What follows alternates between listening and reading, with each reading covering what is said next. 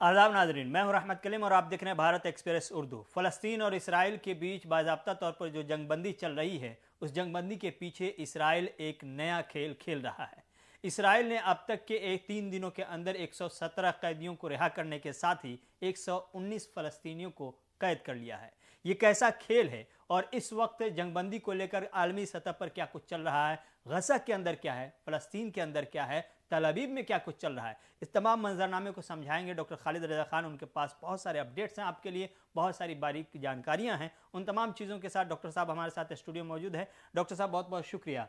गजा में जंगबंदी के नाम पर जो कुछ हो रहा है, कैदी रिहा किए जा रहे हैं, यरगमाली रिहा किए जा रहे हैं, फ़लस्तीनी या गजा के शहरी जो कैद थे उन्हें रिहा तो इसराइल ने किया, लेकिन दूसरी तरफ 3 दिनों की अगर तादाद देखें तो 117 फ़लस्तीनी कैदी को रिहा करने के साथ ही 116 फ़लस्तीनियों को कैद कर लिया गया। ये किस तरह का खेल है जो इसराइल इस वक्त खेलता नज़र आ रहा है जंगबंदी के पीछे? मैं काफ़ी पहले से कहता रहा हूँ कि इसराइल की नीयत जो है, जो मौजूदा हुकूमत है, उसकी नीयत पर ही सवाल मैं उठाता रहा हूँ और तमाम दुनिया के जो होशमंद लोग हैं वो नीयत पर सवाल उठाते रहे। ये और जो जंगबंदी कराने में जो लोग और जो शख्सियतें और जो ममालिक जो एक्टिव हैं, उन लोगों को ये सोचना चाहिए, उन लोगों को इस बैलेंस को देखना नहायत ही ज़रूरी है। सिर्फ ट्रूस या आर्जी जंगबंदी करवाना और उसकी कहाँ कहाँ खिलाफ वर्जी हो रही इस पर ध्यान नहीं देना, ये एक जंगबंदी के उसूलों की धज्जी उड़ाना है। कुल मिलाकर ये कैसा बैलेंस है जंगबंदी का कि एक तरफ 117 कैदी जो फ़िलिस्तीनी कैदी जो इसराइली जेलों में बंद थे उनको रिहा किया जा रहा है, और दूसरी तरफ चूंकि ये इसराइल इस बात का फ़ायदा उठा रहा है कि जंगबंदी का मुआहदा गजा के लिए हुआ है और जो वार हमास के साथ हो रही है वो गजा के इलाके में हो रही है, तो उस जंगबंदी की क्या फ़ायदा उठाते हुए वो उसको बैलेंस करने की कोशिश कर रहा है वेस्ट बैंक में। तो वेस्ट बैंक के इलाके में वो मुख्तलिफ बहानों से, जबकि वहाँ पर हमास की वैसी मौजूदगी भी नहीं है, उस तरह का वहाँ एक अलग तरह की डिस्टर्बेंस है, वहाँ से अलग तरह के मुजाहरे होते हैं, अलग तरह की मुज़ाहमत होती है। तो उसको इस मौके को बहाना बनाकर वेस्ट बैंक में रेड्स हो रही हैं, वेस्ट बैंक में गोलियों से भूना जा रहा है, वहाँ भी कत्ल जारी है, वहाँ भी यके बाद वक्तन फवक्तन वक्फे वक्फे पर वहाँ कभी एक को कभी दो को ऐसे कुछ न कुछ बहानों से कि ये इसराइल मुखालिफ हैं तो ये एंटी सेमिटिक हैं या ये दहशतगर्दी की कार्रवाइयों में मुलविस हैं या हमास के हामी हैं, इस तरह के बहानों और इस तरह के बहुत सारे जो पुराने पेंडिंग केसेस हैं उन सब को निकाल कर उस तरह के और लोगों को टारगेट किया जा रहा है। तो ये अजीब मजाक है कि 117 फ़िलिस्तीनियों को रिहा किया गया ये आर्जी जंगबंदी के नाम पर उन मुआहदों की पासदारी और पाबंदी करते हुए, और दूसरी तरफ 116-17 लोगों को 119 लोगों को फिर उन्हीं फ़िलिस्तीनियों में से 119 लोगों को कैद कर लिया गया उनको फिर। तो ये दुनिया देख रही है, इसीलिए मुझे लगता है कि मगरिबी ममालिक के जो हुक्मरान हैं वो भी अब फिक्रमंद हैं इन हालात को देखकर, और कतर और मिस्र चूँकि इसमें मीडिएशन करा रहे हैं, सालिसी करा रहे हैं, वो लोग काफ़ी एक्टिव हैं इस आर्जी जंगबंदी को करवाने में। तो उन लोगों को इस बैलेंस को सोचना चाहिए और के बारे में सोचना चाहिए और इसराइल से ज़बरदस्त इस पर उसको ग्रिल करना चाहिए, इसराइल वो उनको ऑब्जेक्शन करना चाहिए कि ये कैसा खेल जारी है कि एक तरफ 117 लोगों को रिहा किया जा रहा है, दूसरी तरफ 119 लोगों को इन्हीं 3 दिन के दरमियान, 4 दिनों के दरमियान। मैं अपने नाजरीन को वाज़ेह कर दूं कि ये 117 और 119 का जो फिगर है ये सिर्फ 3 दिनों का फिगर है। हालांकि जब से गजा में जंग शुरू हुई है उसके बाद से करीब 500 से ज़्यादा गिरफ्तारियां हो चुकी है, हतमी तादाद नहीं है, लेकिन 3 दिनों का जो फिगर आया वो उसके बाद ये तस्वीर बनी कि इस जंगबंदी के पीछे इसराइल एक नया खेल खेल रहा है। अगर इस तादाद को ही बेस बनाएं तो इस जंगबंदी का फायदा सीधे तौर पर सिर्फ इसराइली को हो रहा है। फ़लस्तीनी तो कल भी गिरफ्तार थे, आज भी कैद हो रहे हैं। बस एक छोटी सी राहत इसमें यह है कि बम्बार्डमेंट रुका हुआ है, बमबारी रुकी हुई है, इमारतें और जो रिहायशी इलाके तबाह हो रहे थे, मासूमों की जो जान जा रही थी, जो बम से जो जान जा रही थी, फिजाई हमलों से जो जान जा रही थी, वो फिलहाल फिलवक्त वो रुकी हुई है। ये एक बड़ी राहत की बात है। लेकिन जहां तक कैदियों को बैलेंस करने की बात है, इसराइल वही कार्रवाई कर रहा है। 117 लोगों को रिहा किया, 119 को गिरफ्तार कर लिया। ये सबसे इंपॉर्टेंट पार्ट है इस मौके पर। ये जो इस आर्जी जंगबंदी है, इस मौके पर सबसे इंपॉर्टेंट बात है जो कतर और मिस्र के जो हुक्मरान हैं, जो ओहदेदारान हैं, हुकूमतों के जो फॉरेन मिनिस्टर्स हैं, जो लोग मेडिएशन करा रहे हैं, उनको इस बात की तरफ निशानदेही करनी चाहिए और ये कहना चाहिए, इसराइल को तंबीह करनी चाहिए कि ये खुली खिलाफ वर्जी है। आप इस नाम पे उन्हीं फिलिस्तीनियों में से उनके अहले खाना को, अहले खानदान को अब गिरफ्तार करके बैलेंस कर रहे हैं, क्योंकि वो तमाम सब एक ही फैमिली है। जाहिर है पूरी एक ही फैमिली है। इसमें जो लोग मीडिएटर हैं, जो कंट्री मीडिएटर का काम कर रही है, क्या जब ये तय मुआहदा हो रहा था उस वक्त उन लोगों को ये ख्याल नहीं था कि जंगबंदी की शर्तों में एक शर्त ये भी रखी जाए कि एक तरफ बमबारी ना हो लेकिन दूसरी तरफ गिरफ्तारी भी ना हो? क्या ये शर्त उनके ख्याल में नहीं था, या इसको जानबूझकर छोड़ दिया गया और इसराइल चाह रहा था कि ये छोड़ दे ताकि उसका फायदा हो सके? मुमकिन है कि इसमें इसराइल की कोई साजिश हो, इससे कतई इनकार नहीं किया जा सकता कि इसराइल ने या जो मीडिएटर्स हैं उनको, उनके जहन में ये बात क्यों नहीं आई जब जंगबंदी मुआहदा हो रहा था, तो ये मुआहदा क्यों नहीं हुआ कि वेस्ट बैंक के इलाके में इसराइल डिस्टर्बेंस क्रिएट नहीं करेगा इस दौरान, और अगर ये नहीं आया मुआहदों के दौरान तो ये बहुत बड़ी कमी है इस मुआहदे की। तो इस पर सवाल तो उठेगा, हम भी सवाल उठाएंगे, दुनिया भी सवाल उठाएगी कि ये और बात है कि हम सब वेलकम करते हैं इस जंगबंदी का, जो आर्जी जंगबंदी हुई है, और इसमें हम ये भी चाहते हैं, हम तमाम लोग कि इसमें तौसी हो, फर्दर एक्सटेंड किया जाए और फर्दर एक्सटेंड होते होते ये परमानेंट सीजफायर में कन्वर्ट हो जाए और पूरी तौर से जंगबंदी हो। लेकिन जो ये छोटी छोटी चीजें हैं, ये जो लूप होल्स हैं, इन लूप होल्स को कैसे भरा जाएगा? क्या अब नए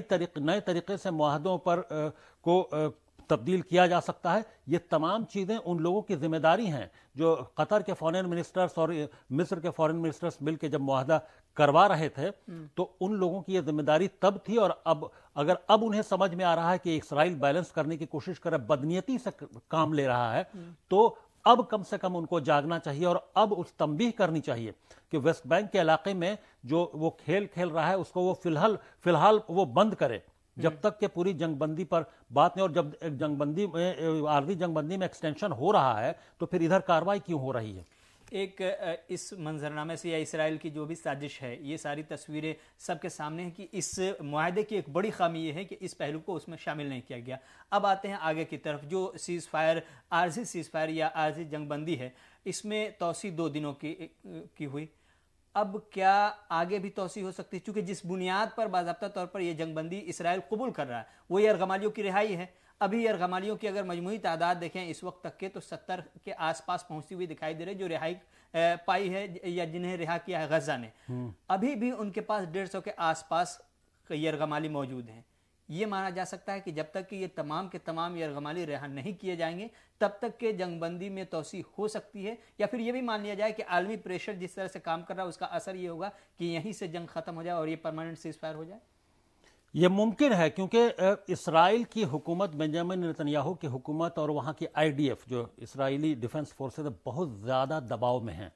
ये जो मीडिया के सामने जो अपना चेहरा दिखाने की कोशिश करते हैं और जो फॉल्स कॉन्फिडेंस दिखाने की कोशिश करते हैं, वो अंदरूनी हकीकत कुछ और है। वो ज़बरदस्त दबाव में है। इसराइली फ़ौजियों का जिस कदर और इसराइली हुकूमत का जिस कदर नुकसान हुआ है, पॉलिटिकल नुकसान एक तरफ बेंजामिन नेतन्याहू का हुआ है कि वो कम से कम जो तमाम सर्वे बता रहे हैं, जिस पर हम लोग अपनी गुफ्तगू हम लोग पेश कर चुके हैं, वो हम लोग उसके अलावा, क्योंकि अब 2024 में वो हुकूमत में नहीं आने जा रहे हैं बेंजामिन नेतन्याहू, ये अभी का ताज़ा सर्वे ये बता रहा है। और जितनी उनके खिलाफ जिस तरह की के अवामी लहर है इसराइल के अंदर, और जिस तरह के अब भी मुजाहरे हो रहे हैं, अब भी मुखालफत हो रही है, और 2-3 अखबारात जिस तरह से खुलकर लिख रहे हैं कि इसराइली हुकूमत को उनके खिलाफ कार्रवाई करनी पड़ी, हारेज वगैरह जो अखबार हैं, और दूसरी जानिब ये तो हुकूमत का, बेंजामिन नेतन्याहू की हुकूमत का पॉलिटिकल नुकसान हुआ, दूसरी जानिब आईडीएफ इजरायली डिफेंस फोर्सेस जब से, ये तो पहले से कयास आराई और तमाम एक्सपर्ट्स बता रहे थे और वही हुआ कि इस्राएली फोर्सेस जब गजा में जमीन पर उतरेंगी तो इस्राएली फोर्सेस को बहुत ज्यादा मुजाहमत का सामना करना पड़ेगा और जो गुरिल्ला वारफेयर है उसको झेलना पड़ेगा और इसमें बहुत ज्यादा नुकसान हो सकता है। और यह हकीकत है कि इस्राएली फोर्सेस का जब से वो ग्राउंड पर उतरी है बहुत ज्यादा नुकसान हो रहा है। टैंक्स के टैंक्स वो उड़ जा रहे हैं, जो जिन टैंक्स पर उसको बहुत ज्यादा भरोसा था इसराइल को, वो टैंक भी वहां वो कागज के टैंक जैसे साबित हो रहे हैं। जो तस्वीरें कुछ विजुअल्स आती हैं तो उनके जरिए देखा जा सकता है, उनके जरिए समझा जा सकता है कि उन टैंक्स का वजूद, उन टैंक्स की हकीकत क्या रही है जिस पर इसराइल को नाज रहा है। तो उसके अलावा जिस तरह से जो मलबा है, जो रबुल्स है, जो तमाम इमारतों का और रिहायशी इलाकों का, ये जो ऑफिस प्रेमाइसेस का पर बमबारी करके जो मलबे में तब्दील किया, उसमें जो हमास ने उसने किल नेट तैयार कर दिया है। उसको वो एक तरह से जो एक्सपर्ट्स हैं यही टर्म यूज करते हैं, किल नेट, यानी एक तरह का ऐसा जाल बुन दिया है, मकड़े की जाल, कि इस्राएली फोर्सेस जब उन इलाकों में जाती हैं जो मलबे का ढेर है, ये चेक करने के लिए कि वहां कोई छुपा हुआ तो नहीं, लेकिन इस तरह से नेट बुना है और उनके स्नाइपर्स और शार्प शूटर्स उन मलबों में उन ऐसे छुपे बैठे हैं और इस तरह का नेट तैयार किया है कि अगर एक तरफ से भागती है इस्राइल फोर्सेज, अपना टैंक लेके जाते हैं कि वहां वो चेक कर लें कि हमास के लोग मौजूद तो नहीं हैं, तो वो उस ट्रैप में ऐसा फंसते हैं कि एक तरफ से जब जाते हैं तो और भागने की कोशिश करते हैं तो दूसरी तरफ से अटैक होता है और इनको समझ में नहीं आ रहा है कि इस्राएली फोर्सेस पर अटैक कहां से हो रहा है और वो अपने टैंक्स वगैरह छोड़कर भागने पर मजबूर हो जा रहे हैं और बाद में यही हमास के लोग उन टैंक्स को गोला बारूद के जरिए उसको ब्लास्ट कर दे रहे हैं। तो अब और ये भी सोशल मीडिया के जरिए, चूंकि मेन स्ट्रीम मीडिया नहीं दिखा रहा कि इसराइल जब से ये जमीन पर जो ग्राउंड फोर्सेस गई हैं गजा में इसराइल की, तब से लगातार इसराइल के अंदर जो कब्रिस्तान है वहां पर ये पूरी दुनिया ये रिपोर्ट देख रही है सोशल मीडिया के जरिए, उन तमाम कब्रिस्तानों में इसराइल के एवरेज हर घंटे एक इसराइली फौजी की लाश जा रही है। तो इससे अंदाजा लगाया जा सकता है हुकूमत पर और इसराइली डिफेंस फोर्सेस पर कितना जबरदस्त दबाव होगा, अवाम का कितना जबरदस्त दबाव होगा। जो फौजी हैं इसराइली, उनके अहले खानदान, अहले खाना का, उनकी फैमिली का कितना दबाव होगा, वो तमाम मजमूई दबाव और उसके जो इसराइली हुकूमत झेल रही है उसके ऊपर जो तमाम दुनिया में जो मुजाहमत हो रही है, तमाम दुनिया में जो प्रोटेस्ट हो रहे हैं, वो प्रेशर और तमाम अब धीरे धीरे तमाम हुकूमतों का प्रेशर, यही जो बाइडेन थे जो बगैर कुछ सोचे ऐसा लग रहा था कि हिमायत कर रहे थे इसराइल को, अब वो भी सोचने पर मजबूर हुए हैं और उन्होंने जंगबंदी की तरफ अब उन्होंने जंगबंदी की वकालत शुरू कर दी है। और यही कनाडा के पीएम जस्टिन ट्रूडो जो खुले तौर पर बगैर कुछ सोचे समझे इसराइल की हिमायत कर रहे थे, वो मजबूर हैं सोशल मीडिया की रिपोर्ट्स को देखने के बाद कि वो भी अब जंगबंदी की हिमायत में आ गए हैं और चाहते हैं कि जल्द से जल्द आर्जी नहीं बल्कि परमानेंट जंगबंदी हो। ये जंगबंदी के हवाले से जो बात आपने कही, आपको याद होगा कि एक वक्त में बेंजामिन नेतन्याहू ये कह रहे थे कि इस वक्त अगर हम जंगबंदी करते हैं तो इसका मतलब है कि हम हमास के सामने सरेंडर करते हैं, और इसी बात को बाइडेन भी दोहराते थे, व्हाइट हाउस भी दोहराता था। आज जो सूरत हाल है उसमें जंगबंदी के लिए सीधे तौर पर बेंजामिन नेतन्याहू तैयार हुए, अमेरिका परमानेंट जंगबंदी के लिए की वकालत कर रहा है। क्या उनकी बातों से ही अगर निकाले तो तस्वीर ये बन रही है कि ये सरेंडर कर चुके हैं?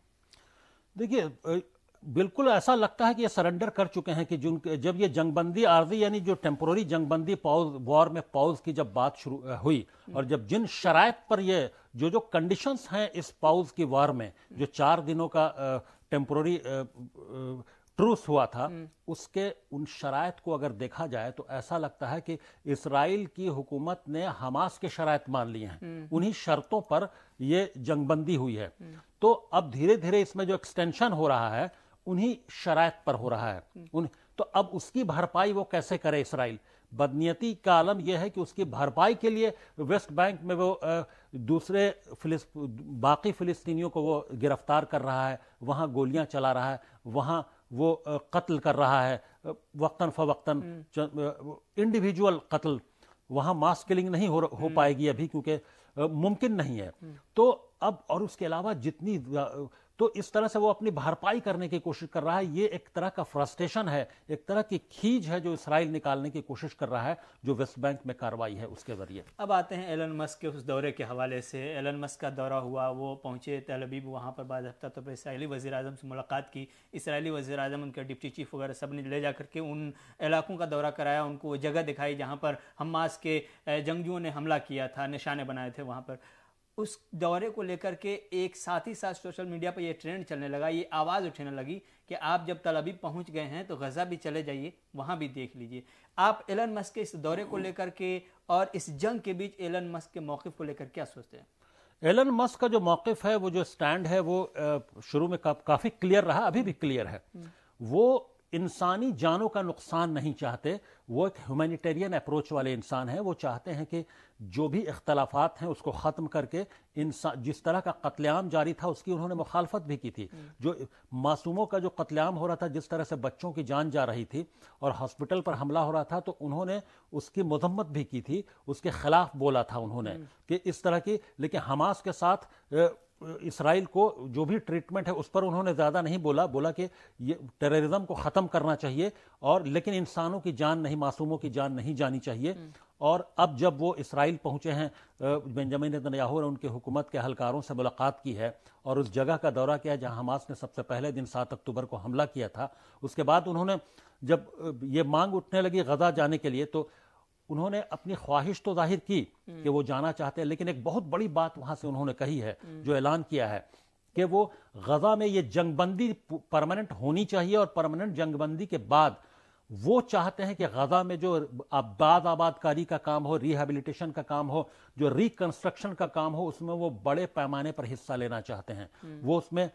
لوگوں کو ایڈ دینا چاہتے ہیں, وہ ان کاموں میں, وہ ان ہیومینیٹیرین کام میں وہ مدد کرنا چاہتے ہیں. یہ اعلان انہوں نے وہیں اسرائیل میں کھڑے ہو کر کیا ہے کہ غزہ کے ریکنسٹرکشن میں ان کا ایک بڑا رول ہوگا. ظاہر ہے یہ بڑا اعلان ہے اپنے آپ میں, لیکن اس سے پہلے سوال یہ ہے کہ کب امن آئے گا, کب وہ باز آباد کاری کا سلسلہ شروع ہوگا, اور کب یہ پرماننٹ جنگ بندی ہوگی. اس کے لیے پوری دنیا کو انتظار ہے اور کوشش دنیا بھی کر رہی ہے. اسرائیل اور حماس کے درمیان بات بن جاتی ہے تو معاملہ یقیناً یہ مانا جا سکتا ہے کہ کچھ دنوں کے لیے, کچھ سالوں کے لیے امن واپس لوٹ آ سکتا ہے غزہ میں. ایسی امید ہے, ہم امید یہ بھی کرتے ہیں کہ پرماننٹ امن لوٹ آئے, اور آپ سب بھی اس کے لیے دعا کیجیے. ڈاکٹر صاحب آپ کا بہت بہت شکریہ, آپ تمام کا بھی بہت بہت شکریہ. اگر آپ کے ذہن میں حماس اسرائیل جنگ کو لے کر کے, ایلن مسک کو لے کر کے, یا اسرائیل کی سازشوں کو لے کر کے, حماس کی کارروائیوں کو لے کر کوئی سوال ہو تو کمنٹ باکس میں ضرور لکھیے گا. ہم آپ کے سوال کا جواب دینے کی کوشش کریں گے. ہماری گفتگو, ہماری یہ ویڈیو اگر آپ کو پسند آئی تو لائک کیجیے, شیئر کیجیے اور کمنٹ بھی کیجیے,